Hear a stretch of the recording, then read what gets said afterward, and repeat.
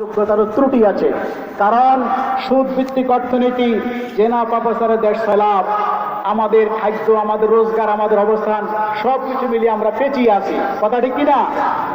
তারপরেও চেষ্টা আমাদেরকে করতে হবে, আল্লাহর কাছে চাইতে হবে, ধর্ণা দিতে হবে আল্লাহর কাছে। আমরা চাইবো কার কাছে? ওই যে একজন আলেম বলেছিলেন, একজন লোক কয়েকবার হজ করতেছে, সে যতবার বলে লাব্বাইক, গায়েব থেকে আওয়াজ আসে লা লাব্বাইক, তোমার হজ কবুল হবে না। তার নাতি তার সাথে ছিল, দাদার মুখের দিকে তাকে বলতেছে, দাদা আপনি যে লাব্বাইক বলতেছেন, আপনি কি শুনেন না আল্লাহ কি বলতেছেন? আমি শুনি। তারপরও আপনি যে লাব্বাইক বলতেছেন, আমি দীর্ঘ 6 বছর আমি যতবার লাব্বাইক বলছি, আল্লাহ বলছে লা লাব্বাইক, তারপর আমি চেষ্টা করতেছি, আল্লাহ যখন আমাকে কবুল করবে আমি চেষ্টা ছাড়বো না। সুবহানাল্লাহ।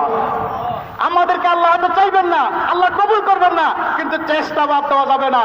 আল্লাহর দরবারে ধর্ণা দিতেই হবে, আমরা চাইতে হবে আল্লাহর কাছে, ফিরে আসতে হবে আল্লাহর কাছে, আর কোনো রাস্তা আমাদের নাই। যেরকম ঠিক কিনা?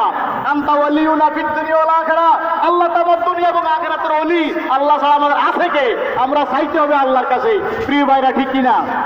তো আসুন, রাসূল সাল্লাল্লাহু আলাইহি সাল্লাম জুমার দিনে খুতবা দিচ্ছেন, একজন লোক এসে দরজা দাঁড়িয়ে বলে, ইয়া রাসূলুল্লাহ, দীর্ঘদিন বৃষ্টি হচ্ছে না, জনজীবন অতিষ্ঠ, আপনি আল্লাহর কাছে দোয়া করেন বৃষ্টির জন্য।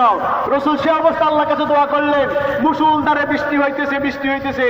পরবর্তী জুমার দিন আল্লাহ রাসূল আবার খুতবা দিচ্ছেন, আরেকজন লোক দাঁড়িয়ে বলল, ইয়া রাসূলুল্লাহ, মুষলধারে বৃষ্টিতে জনজীবন অতিষ্ঠ, আপনি আল্লাহর কাছে দোয়া করেন বৃষ্টি বন্ধ করার জন্য। রাসূল দোয়া করলেন, সাথে সাথে বৃষ্টি বন্ধ হয়ে গেল। যেরকম সুবহানাল্লাহ।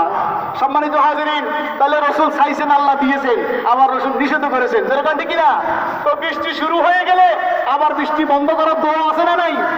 সম্মানিত হাজিরিন, ভয় করার কোনো কারণ নাই। ইনশাআল্লাহ আল্লাহ রহমত দান করবেন। আর আমরা যে বৃষ্টি দিলে রহমত হয়ে যাবে তা না। আল্লাহ ঠান্ডা বাতাস দিয়ে পরিবেশ শান্ত করে আমাদেরকে সহজে জীবনযাপন করার সুযোগ করে দিলে আমরা খুশি।